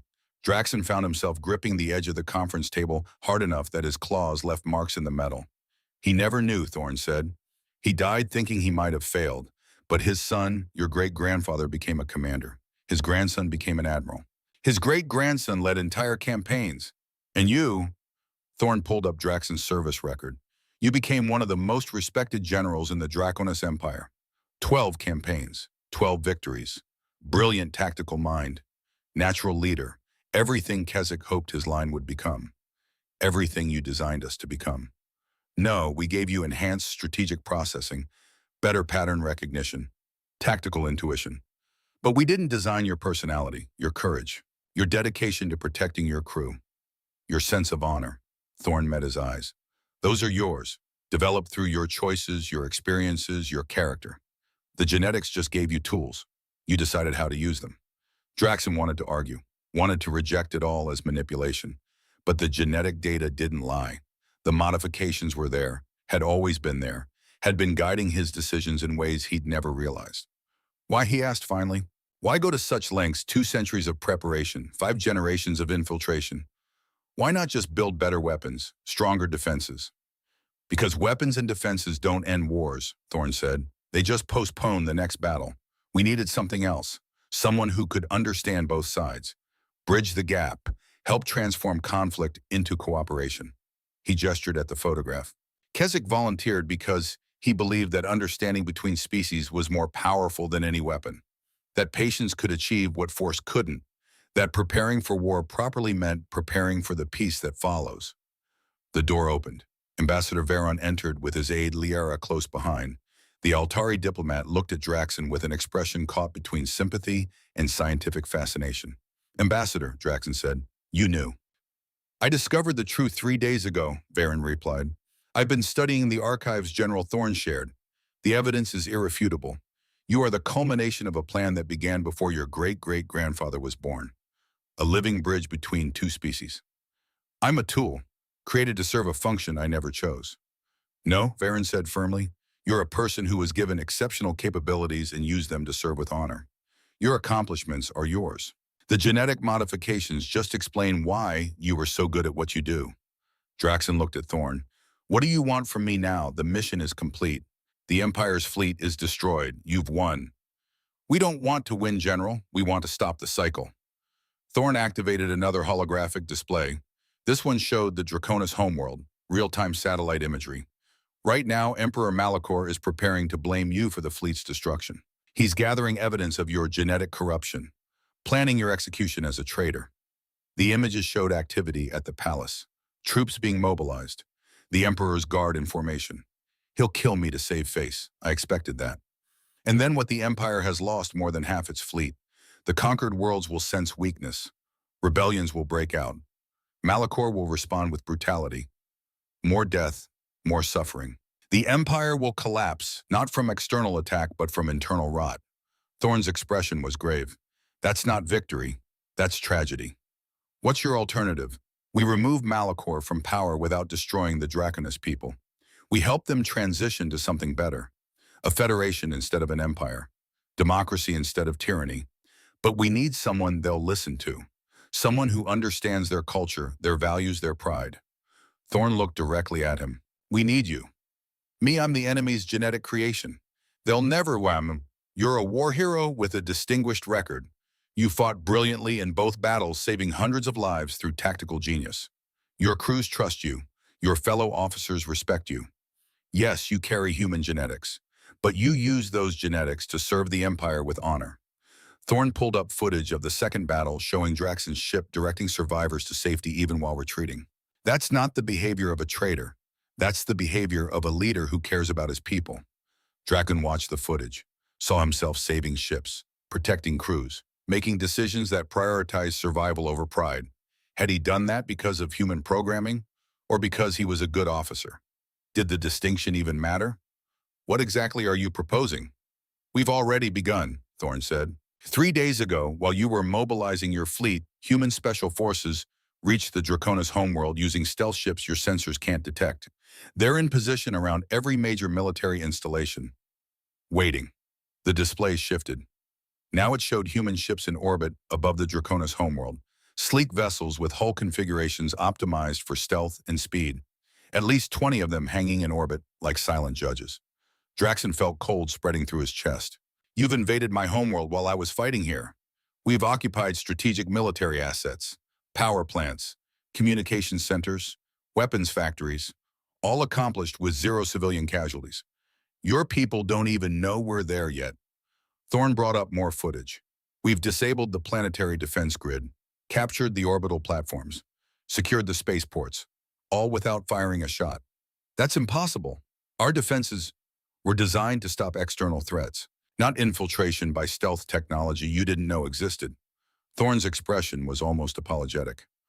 While Malachor was planning to destroy Earth, we were preparing to control his throne, not through conquest, through demonstration. We'll show the Draconis people that we could have destroyed everything but chose mercy instead. And then, he looked at Draxon, then you'll have a choice to make. What choice? Go to the homeworld, confront Malachor. Tell your people the truth about the war, about the Empire's failures, about the possibility of a better future. Thorne stepped closer. Or walk away. Let the Empire collapse. Let thousands die in the chaos.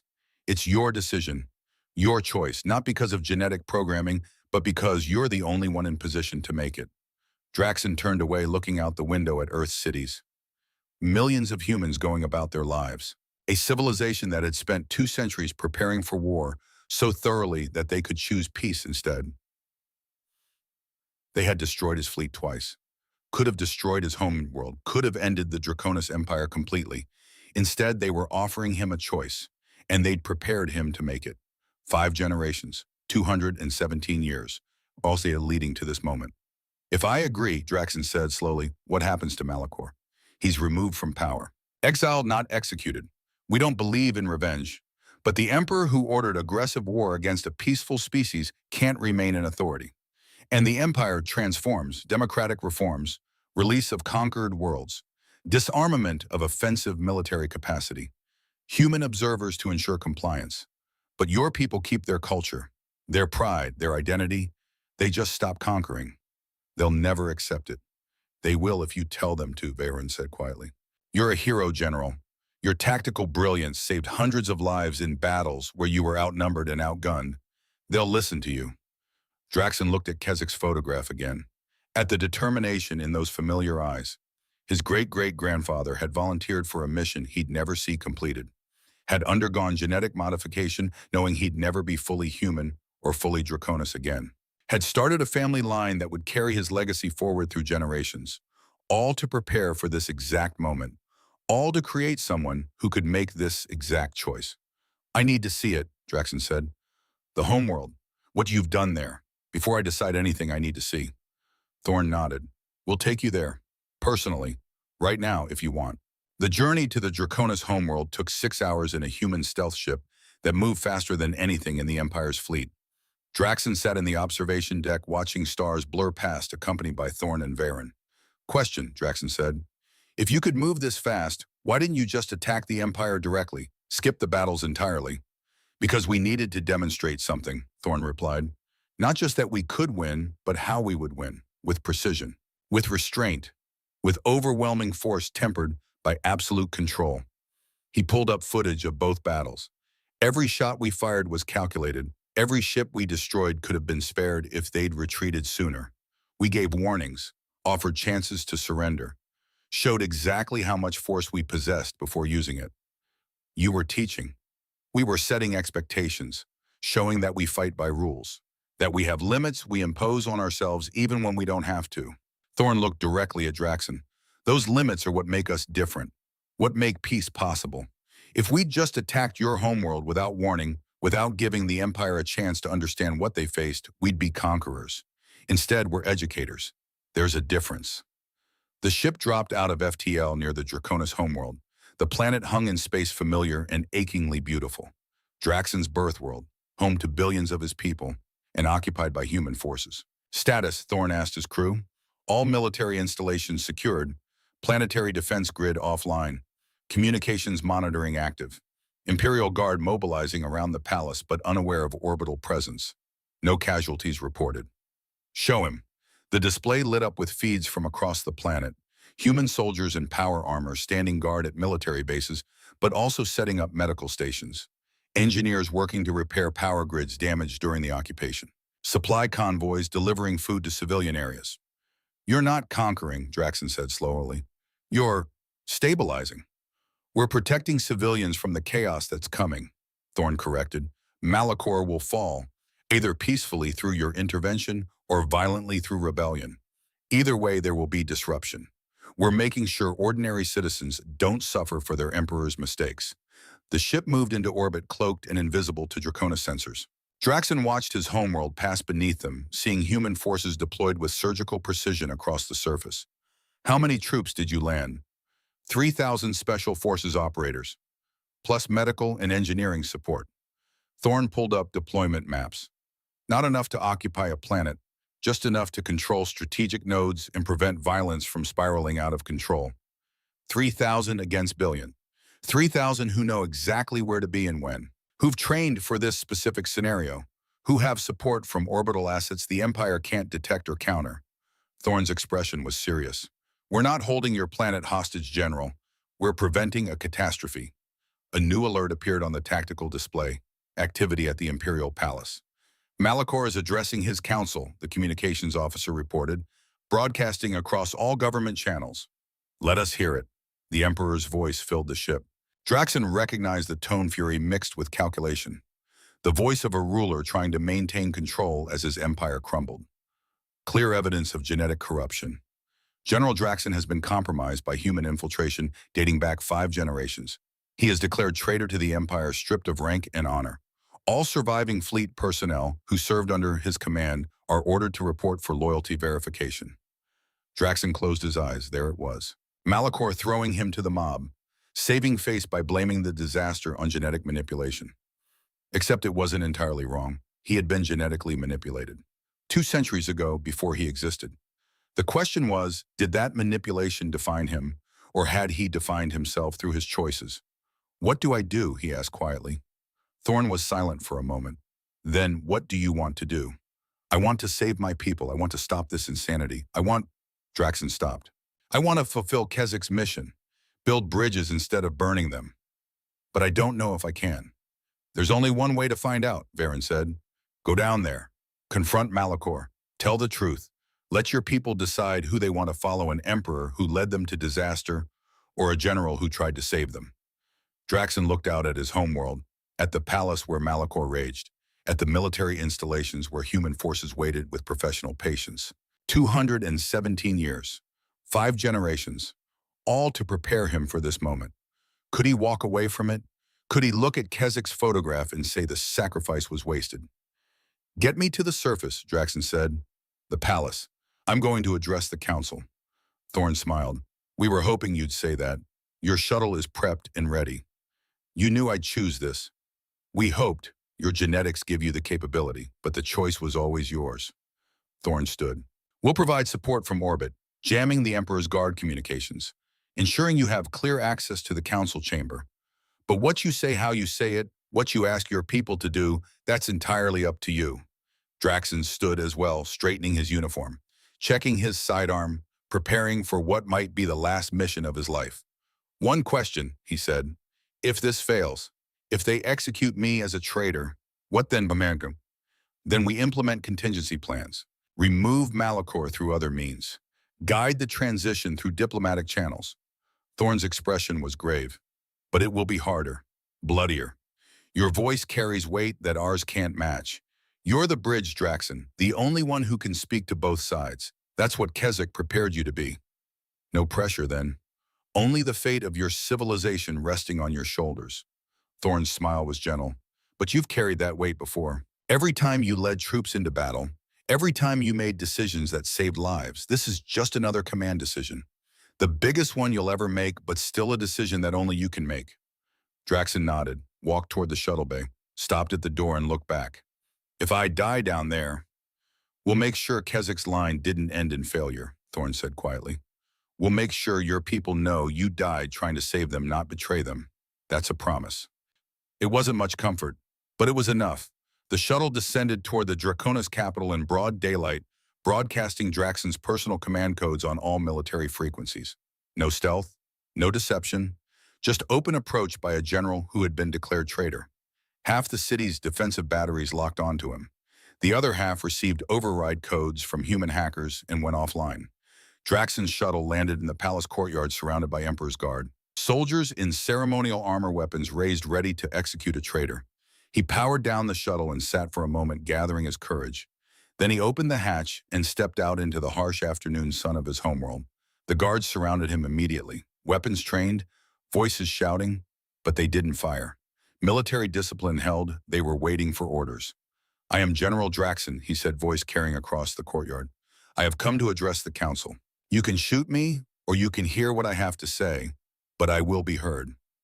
The guards hesitated, looked at each other. These were professional soldiers, not fanatics. They'd served with Draxon's people, respected the general's reputation. Stand down, the voice came from inside the palace. The council chamber doors opened and senior officials emerged. Let him through, the council will hear him. Draxon walked forward, guards falling into step around him, not escorting a prisoner, accompanying a general. He entered the throne room where he'd received orders so many times, where Malachor had declared war on Earth what felt like a lifetime ago. The Emperor sat on his throne surrounded by advisors and military officials. His yellow eyes burned with fury. Traitor, Malachor hissed, you dare return. I return to save the empire you've destroyed through pride and incompetence, Draxon replied. His voice was steady, calm, the voice of a general who'd made his decision. I come to speak truth. The council will hear it. You are genetically compromised. Human manipulation. Yes. Draxon's acknowledgement silenced the room. My great-great-grandfather was a human volunteer named Jonas Keswick. He underwent genetic modification 217 years ago and integrated into Draconis society. Started a family line. My family line. For 5 generations, we have served the empire with distinction, never knowing what we carried in our DNA. Gasps, whispers, shocked faces. I learned the truth 3 days ago. Draxon continued. The humans told me, showed me the evidence. Genetic modifications designed to enhance strategic thinking pattern recognition, tactical intuition. All passed down through my family, all active in me. He looked around the room. This is what allowed me to save hundreds of ships in battles we should have lost completely. This is what made me an exceptional officer, human engineering from 2 centuries ago. But then you admit you are compromised. Malachor stood. A tool of the enemy. I admit I am more than I thought I was, both Draconis and human, created by one species, raised by another. Loyal to the empire through choice, not programming. Draxon turned to face the council. But that's not why I'm here. I'm here to tell you that the empire is finished. Not because the humans destroyed our fleet, though they did that. Not because I'm genetically engineered, though I am. But because the foundation we built our civilization on was rotten from the start. He activated a holographic projector he'd brought from the shuttle. Images bloomed above the council chamber, the battles, the human weapons, the asteroid platforms, the precision, the restraint. The humans prepared for war for 217 years. They built weapons that could destroy our entire fleet. They could have annihilated our homeworld. They had the capability, the power, the justification. The images shifted, now showing human forces on the planet's surface, medical stations, engineering teams, supply convoys. Instead, they occupied our military installations with zero civilian casualties. They're treating our wounded, feeding our citizens, protecting our infrastructure from the chaos that's coming. Lies, Malachor roared. Human propaganda. Look outside. Draxon pointed at the windows. Their ships are in orbit right now, invisible to our sensors. They've been there for 3 days while we mobilized our fleet. They could have bombed this palace to ash. They chose not to. On his command, the human stealth ships decloaked, 20 vessels appearing in the sky like vengeful gods, their weapons cold but their presence undeniable. The council chamber erupted in panic. They're here, Draxon said over the chaos. They've been here. They will remain here until we make a choice. Continue following an emperor who led us to disaster, or transform into something better. This is surrender. Malachor advanced down the steps from his throne. You would have us bow to primitives who, they're not primitives, they're a species that spent 5,000 years learning to destroy themselves and chose not to. They're a civilization that prepared for war so thoroughly that when we attacked, the only question was how many of us would die. And they minimized that number, gave us chances to retreat, saved our survivors. Draxon's voice rose. I fought them twice. I saw their capability. And I'm telling you, we cannot win. But we can survive. We can transform. We can become something the Empire never allowed us to be. What? One of the counselors asked. What would we become free? Draxon turned to face them. No more conquest. No more forcing other species into servitude. No more building our civilization on the backs of the oppressed. Instead, we become partners, contributors. We take our strength, our culture, our achievements, offer them to the galaxy not as conquerors, but as equals. You speak of surrender. I speak of survival, of transformation, of choosing life over pride. He looked at Malachor. The Emperor chose war. I'm choosing peace. The question is, who will the council follow? Silence. Then one of the senior admirals stood. General Draxon saved my squadron in the second battle. Tactical orders that defied doctrine but saved 200 lives. I'll follow him. Another officer rose. He protected my ship's escape. I owe him my life. I'll follow him. One by one, officers stood. Counselors, ministers. Not all of them, but enough to matter. Malachor watched his support crumbling, his yellow eyes wide with fury and disbelief. This is treason. Oh, no, Draxon said quietly. This is evolution. The empire you built is dead, killed by pride and miscalculation. What comes next is up to us. The palace guards moved, not toward Draxon, toward Malachor, surrounding the emperor, not threatening but containing. By order of this council, the senior admiral said, Emperor Malachor is removed from power effective immediately, exile on a remote world with full pension and staff. Not execution, but the end of his rule. Malachor roared, struggled, but the guards held firm. And eventually the ancient emperor sagged defeated not by force but by the weight of his own failures. As he was led away, he looked at Draxon with something that might have been respect. Or hatred. Possibly both. You'll regret this, Malachor said. The humans will never see you as one of them. You'll always be the enemy's creation. Perhaps, Draxon replied, but I'd rather be a bridge than a weapon. Keswick understood that. It took me 200 years and 2 lost battles to learn it, but I learned. The transition happened over 3 months, smooth, controlled, overseen by human observers who worked alongside Draconis officials to establish democratic structures, release conquered worlds, and transform military forces into peacekeeping units. Veyron documented every step. From his position as neutral observer, he watched an empire dismantle itself and become something better. Not perfect, not utopian, but better. And at the center of it all, General Draxon. No longer general, the new Draconis Federation had no use for military ranks in peacetime. Just Counselor Draxon now, first among equals in the provisional government.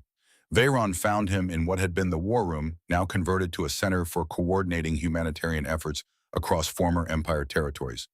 Draxon looked tired but satisfied. Ambassador Veyron, I heard you were preparing your final report. I am. The Galactic Council needs to understand what happened here. How an empire fell and a federation rose without total war. Veyron studied him. How are you adjusting to knowing what you are? Draxon was quiet for a moment. Some days it still feels like my identity was stolen. Like I'm not sure which parts of me are real and which are genetic programming. He pulled up a photograph, Kezik's image. But then I remember that he felt the same way. Underwent modifications that changed who he was fundamentally. Died wondering if it mattered. And I realized that maybe authenticity isn't about where you come from. It's about what you choose to do with what you're given. That's very human of you. And very Draconis. We value choice, honor, self-determination. Draxon smiled slightly. Turns out both species can teach each other. Who knew? Veyron pulled up his final report, the one he would present to the council in 2 days. I'm calling this the patient ones. After the humans. After their 2-century preparation. After Kezik's sacrifice. Is that acceptable? More than acceptable. It's accurate. Draxon stood. Walk with me. There's something you should see. They walked through the capital streets, human and Draconis working side by side now, joint patrols, shared cafeterias, children playing together in parks that had once been military parade grounds. Thorn told me something before I came to Earth, Draxon said. He said the goal was never to win, it was to teach, to show us that there was a better way, and then trust us to choose it. Did you choose it? Every day, every hour. It's not one choice. It's 1,000 small ones. Choosing cooperation over pride. Choosing to listen instead of command. Choosing to build instead of conquer. They stopped at a memorial being constructed. A simple stone marker with names being carved into its face, starting with Jonas Kezik, including every generation that had carried the mission forward. We're adding my name to the bottom, the last of Kezik's line, the completion of the mission. At the bottom, an inscription was already carved. They waited so we could live. They fought so we could choose. They won so peace could begin. It's good, Veyron said. True. Truth is what matters now. No more lies. No more manipulation. Just honest cooperation between species who choose to work together. Draxon looked at the memorial. Kezik never knew if his sacrifice would matter. But it did. 5 generations later, it saved my entire civilization. That's not manipulation. That's faith. Faith that future generations would make the right choices when the time came. And you did. We did, not just me. Every Draconis who chose peace over pride. Every human who chose mercy over revenge. Every species in the galaxy who will learn from this. Draxon turned to face Veyron.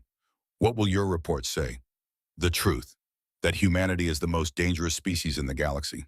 Not because of their weapons or their intelligence, but because they understand the cost of war better than anyone else.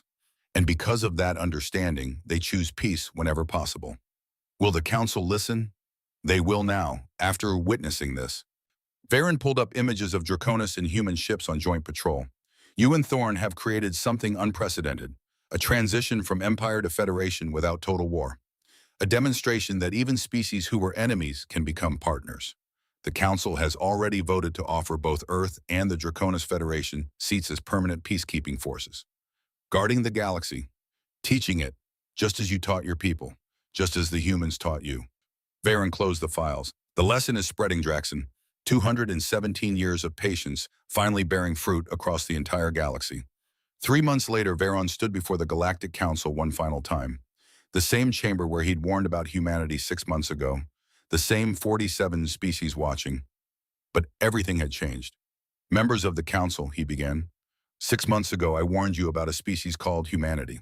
I told you they were dangerous. I told you they had spent 5,000 years learning warfare. I told you not to attack them. He paused, looking at the empty Draconis seats. Malakor's delegation had been dissolved. New representatives from the Draconis Federation had not yet been appointed. I was right, and I was wrong. I was right that they are dangerous. Right that they understand war better than any species we've encountered. But I was wrong about what that danger means. He activated the holographic displays. Images from the battles, from the occupation, from the transition, From the memorial being built on the Draconis homeworld, for 217 years humans prepared for war. They built weapons capable of destroying fleets. They embedded genetic agents in potential enemies. They created defensive networks that turned entire star systems into fortresses. All of this was real. All of it was terrifying. But they did it with a single goal: to make war so costly, so hopeless, that peace became the only rational choice. The displays showed footage of Draxon addressing the Draconis Council, of Malachor being peacefully removed, of the Federation forming. When the Draconis Empire attacked Earth, the humans could have destroyed them completely.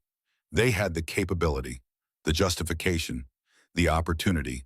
Instead, they chose to teach, to demonstrate overwhelming force tempered by absolute restraint, to show that true strength means knowing when not to use what you've built. Veyron pulled up the image of Jonas Keswick. This is Lieutenant Keswick, human. He volunteered 217 years ago for genetic modification and deep cover infiltration. He spent the rest of his life undercover in Draconis society, never knowing if his sacrifice would matter. He died wondering if he'd failed. His great-great-grandson is General Draxon, now Counselor Draxon of the Draconis Federation. Keswick's genetic legacy enhanced Draxon's strategic abilities and allowed him to save hundreds of lives in battles against Earth. When the time came to choose between his empire and a better future, he chose transformation. Not because of genetic programming, but because 5 generations of preparation had given him the tools to make that choice matter. The chamber was silent. Every species watching, listening. The humans didn't win through superior weapons. They won through patience, through 2 centuries of preparation that created not just defensive capability, but bridges between species. Through understanding that the goal of war should always be peace and planning accordingly. Veyron activated the final display, a joint human Draconis patrol protecting a trade convoy through what had been contested space. The Council must recognize both Earth and the Draconis Federation as permanent peacekeeping forces. Not because they are the strongest, though they may be, but because they understand something the rest of us are only beginning to learn: that peace is not the absence of war. It's the presence of preparation so thorough, so patient, so comprehensive, that war becomes unnecessary. When the galaxy calls for help, Earth will answer, not with conquest, not with domination, but with the same patient strength that transformed an empire into a federation. That turned enemies into partners. That proved 217 years of waiting was not too long if it saved even one civilization from destroying itself. The vote was unanimous. Earth and the Draconis Federation were recognized as the first permanent peacekeeping alliance in galactic history. As the session ended, Veyron stood at his podium looking at the representatives dispersing, thinking about Keswick's sacrifice, about Draxon's choice, about patience as the ultimate weapon, and about what the galaxy would become now that it had learned the lesson. The monument on Earth stood in a park overlooking the Atlantic Ocean. Simple stone, names carved in chronological order. At the top, Jonas Keswick, age 24 volunteer. Through the generations. Ending with Draxon Keswick, name restored Counselor of the Draconis Federation bridge between worlds.